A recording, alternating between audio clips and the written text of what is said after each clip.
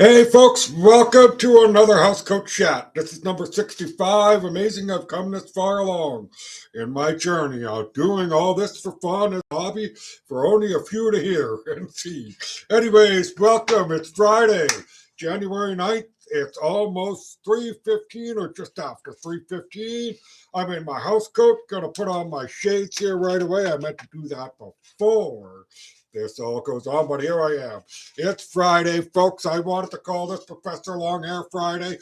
Unfortunately, my hair is in a ponytail and all that stuff, so I'm not doing a Professor Long Hair Day.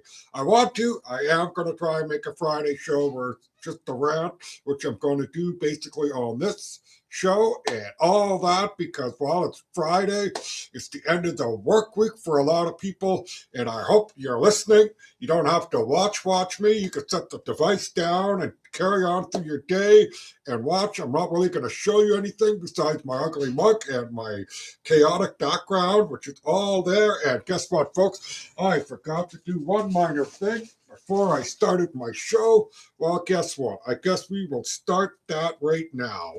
And I usually do, so I'm going to light it and put it in its spot. And hopefully I don't knock anything over. I'm going to take off these, so bear with me as I put my little tea light in my scone to honor the people that are in my life that have passed away. And for those of you who watch my show, same for you. That's why I like the scone. And unfortunately, this guy might go out. Where is my little pokey thing? Let's fix this up a wee bit. Yeah, there we go. Let's save that little scone light. Gotta walk very carefully. I apologize for this little incident. But anyways, let's put the scone where it belongs.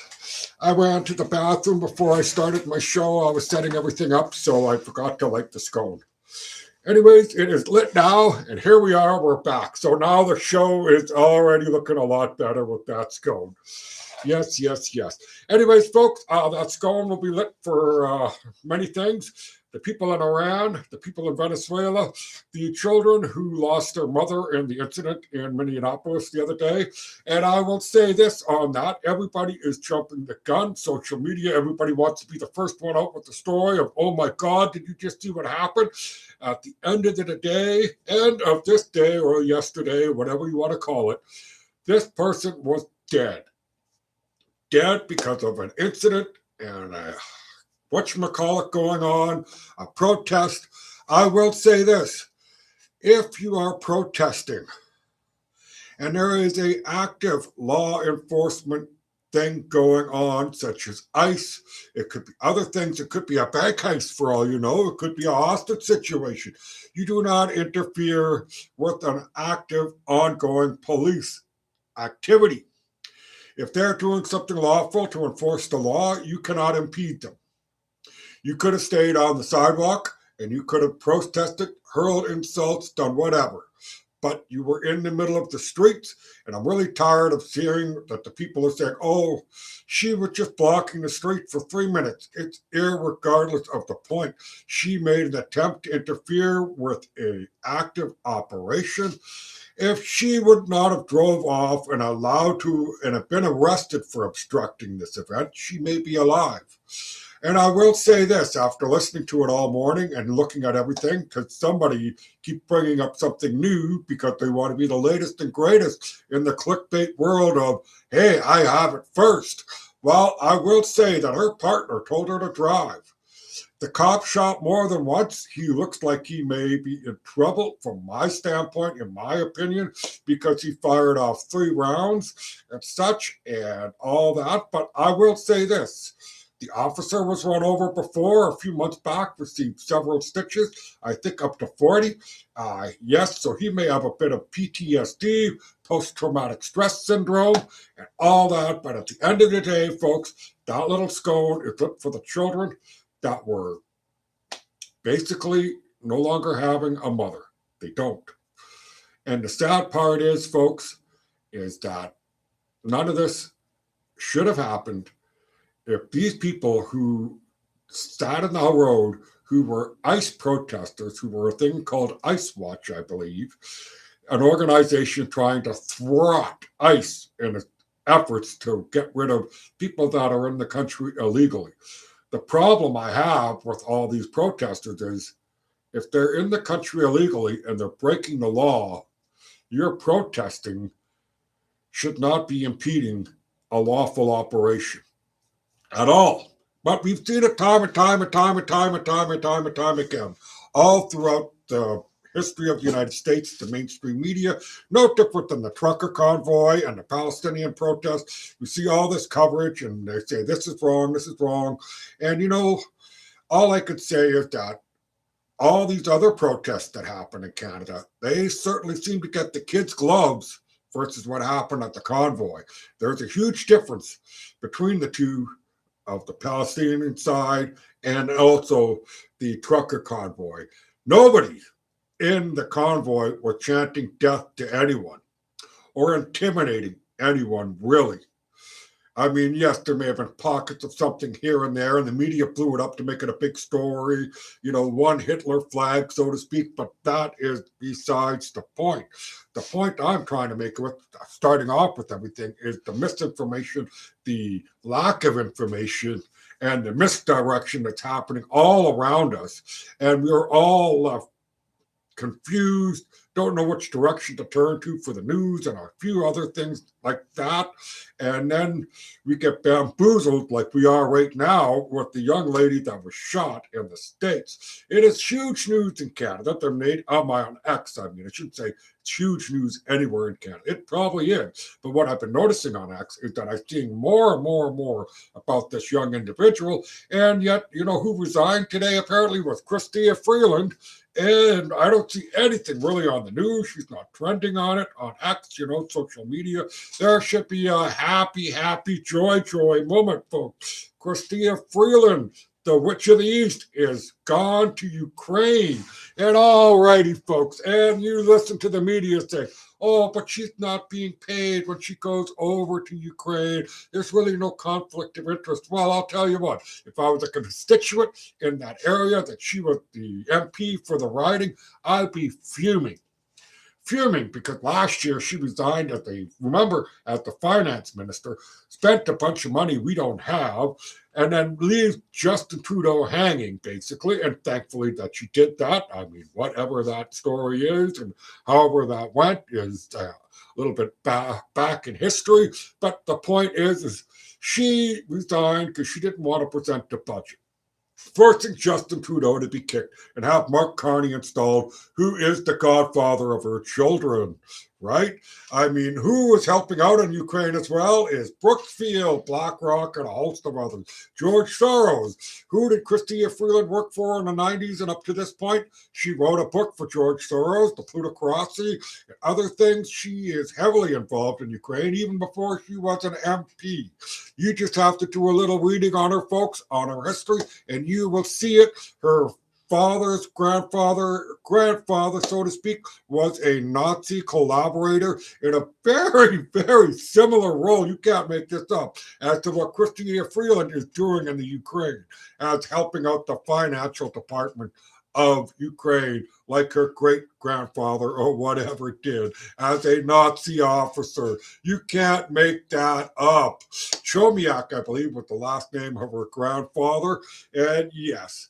But look, there's little fanfare going on today about all this. And I also found out something else today, and I know I'm ranting, and it's going to be a tough one on my mom, but enjoy the show, is that I, as a proponent of I shouldn't say a proponent, I, as a citizen of British Columbia, who within the last, let's say, 14, 15 months ago, when the last election happened here in British Columbia, the shenanigans that happened on election night regarding vote tallying and everything else is strange. I'm not going to go into a deep dive on that, other than to say that I found out this morning two things.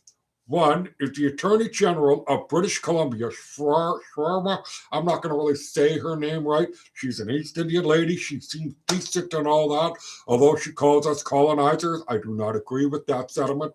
This is a nation of settlers, not coloners. We built this country, not me specifically, but the Western world of Europeans back in the day really built this country up, along with the indigenous and a few others. We are not colonizers. There was a nation of explorers, settlers, people who tamed this land so we can live here now.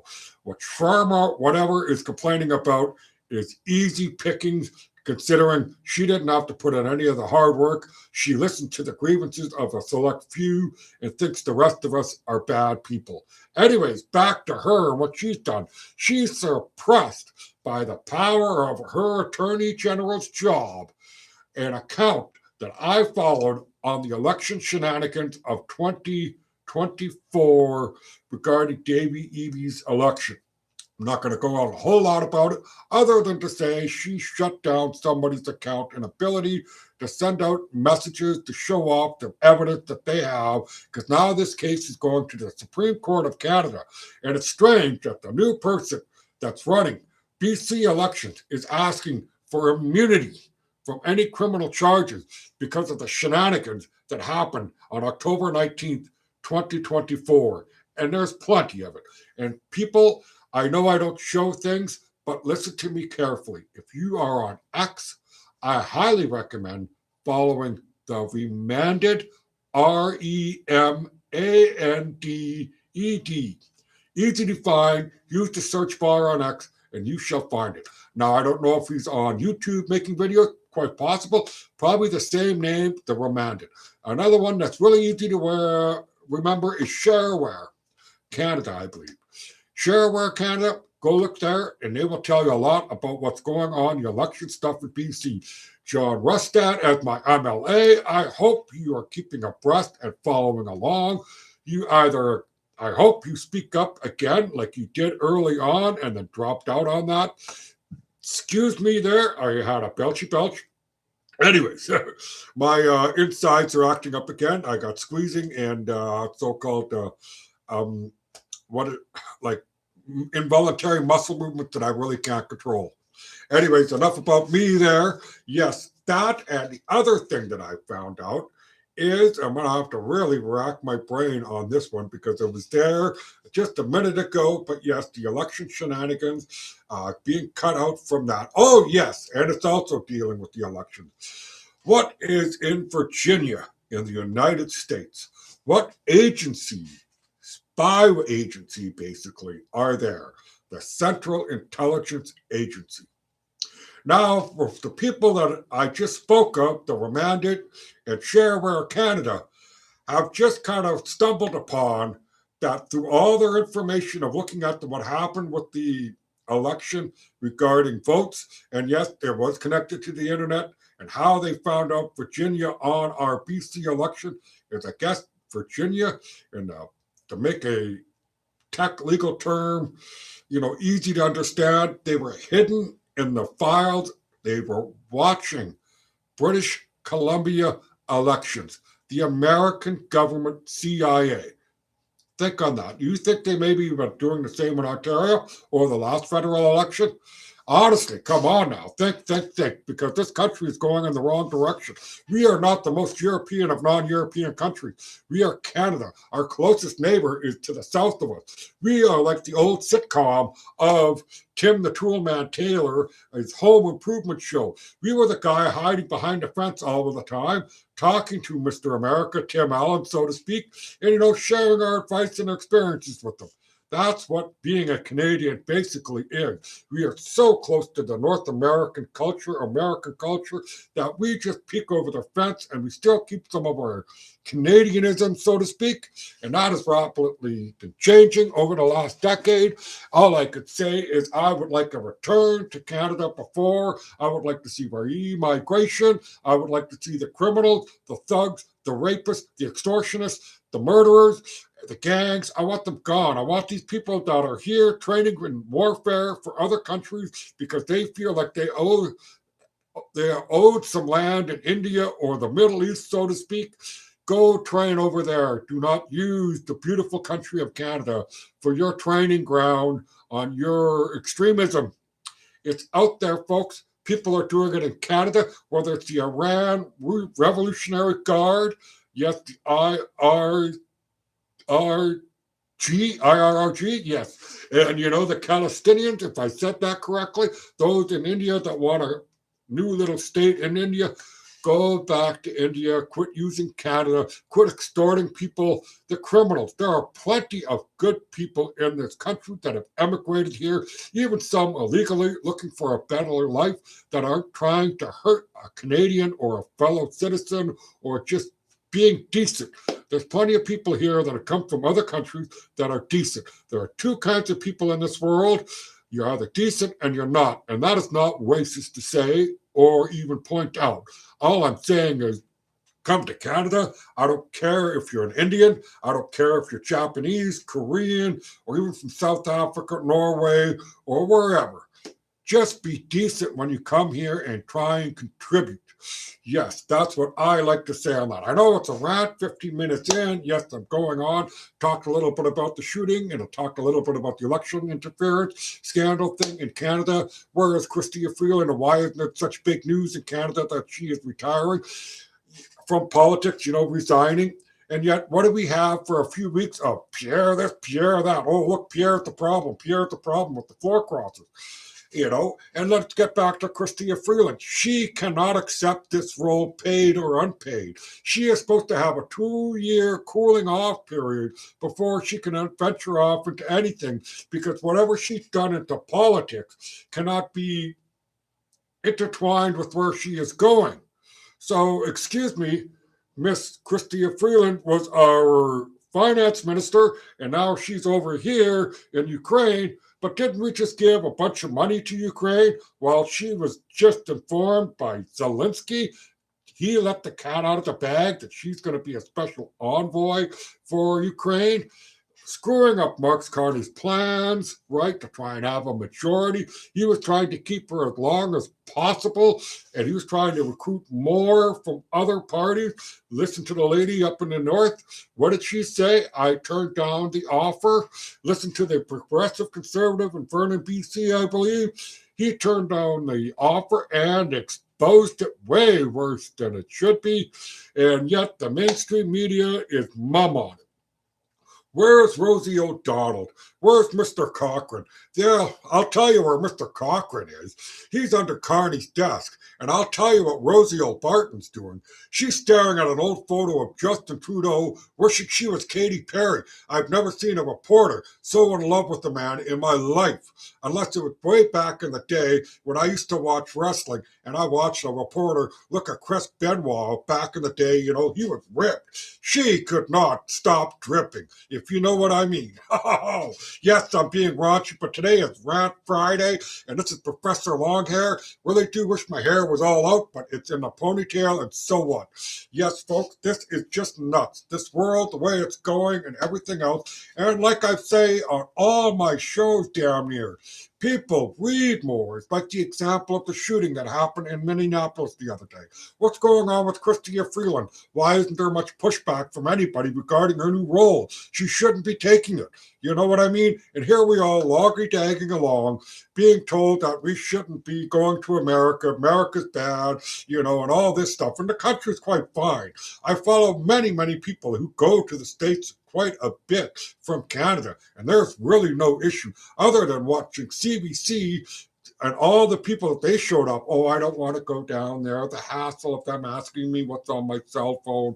And yet I know many people who just drive down 10, 15 minutes waiting at the border, carry on like it's no big deal.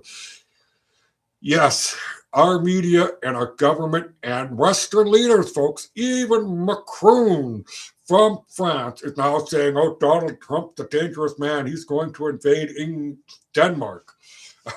Well, you know what, folks? All this about Venezuela, I haven't even touched on Venezuela, but guess what? No matter how you feel about the international community, who's right and who's wrong, whatever international law is, let's just make this really simple and blunt. And I mean blunt as in, what the fuck did the UN do? All these years, 2018, I believe Maduro got elected. It is now 2026, so almost a whole decade. This man sat in power who had people from Spain held in his prison, had political prisoners, who waterboarded people, who tortured people, who withheld food, who withheld drugs and medication from its own people, all to keep them under control, who also allowed the Iranians to come in and help train and do whatever else, who also allowed China to come in and buy their oil at a discount, who also allowed Russia to come in and buy their oil at a discount so they can fund operations elsewhere. The people of Venezuela suffered. And I do hope Marco Rubio, when he stated that the oil that we seized will be used for the benefit of the Venezuelan people, I am praying and hoping that is the case. I am liking the direction of this administration in the United States. I wish our country would have the balls to do similar, and I do hope out of all this and everything else, I know my mom says she doesn't want to be a part of the United States, but the two greatest paper documents in the history of the world are the U.S. Constitution and the Bill of Rights. Only probably superseding that would be like the Holy Bible, so to speak, Quran, the Torah, whatever. But the two most important documents in this world, the Bill of Rights in America and the U.S. Constitution. The country is not run perfect. It has a lot of problems. But at the end of the day, citizens almost always win against the government. Those that were withheld in January 6th, that were held in solitary confinement, are now going to sue and get their lives back. Rudy Giuliani, who was crushed by the mainstream media and the Democratic Party regarding the Georgia election.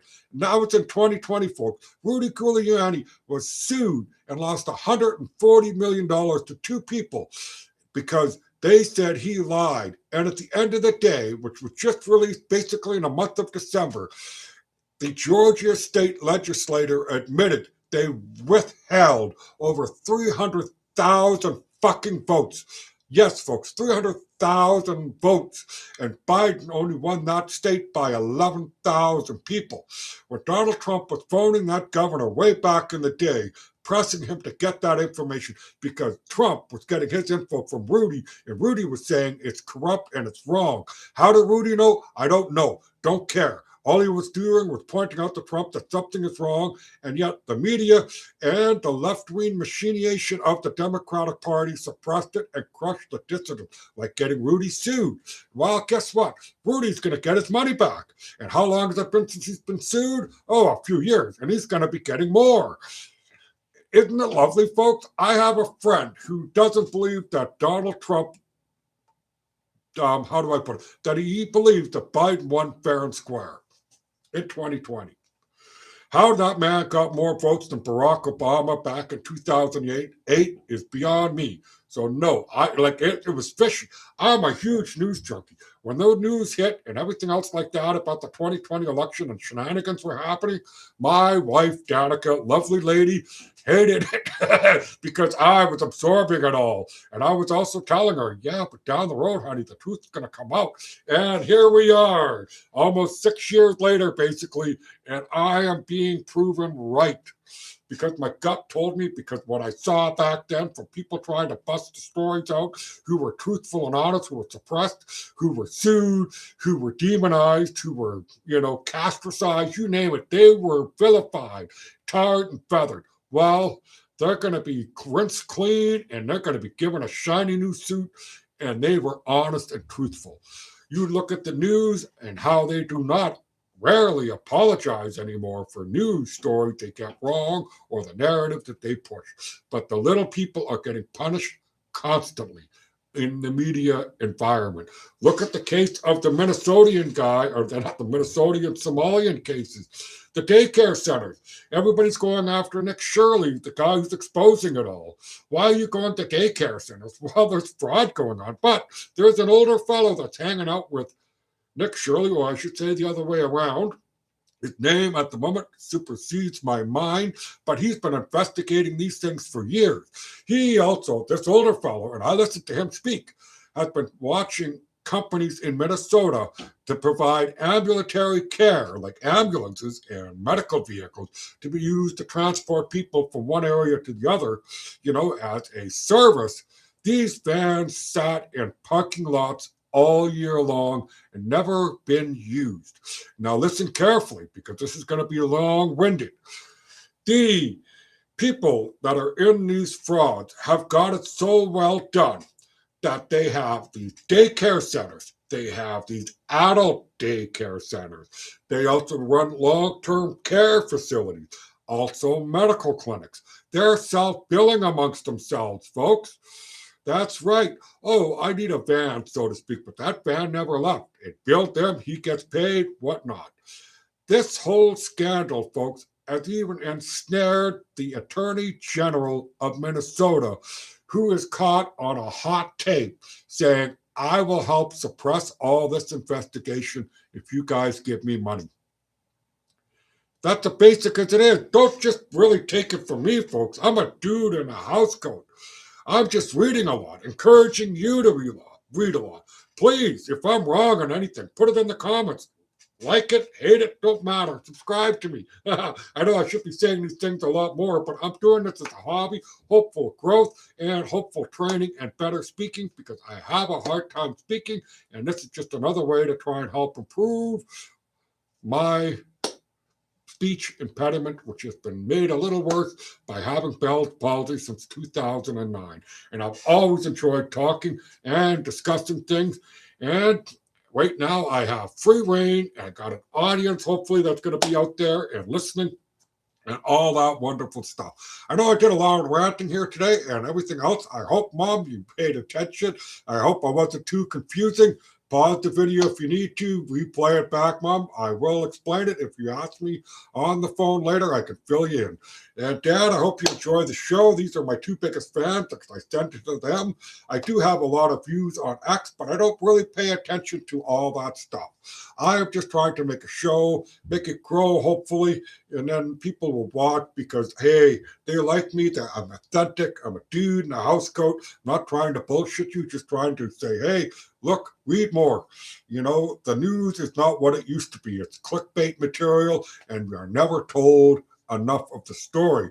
But that's up to you to understand and learn. Start doing more reading so that you are more informed and you can push back when something happens. Yes, folks, I think I might try and end it here. Remember the scone. Look for, people that passed on in my life who offered me encouragement or for the atrocities that are happening around the world. The scone is lit for many things. Also, folks, at the end of the day here at the show, positive vibes to you all. I'm not trying to be a rabble rouser. I'm not trying to get people angry, upset or, start a movement and stuff like that. I do want a movement. I want a movement for better for Canada. But yes, we need to do better. We need to research more and we need to be more vocal. So I'm hoping if you are actually listening to all this while I yak, thank you for staying and hanging out with me. And also, if you have never been to an SPCA, please go to an SPCA at least once in your life. You don't have to adopt a pet, but you can go look. Thank you all. Bless you. And like I said, positive vibes. Take care.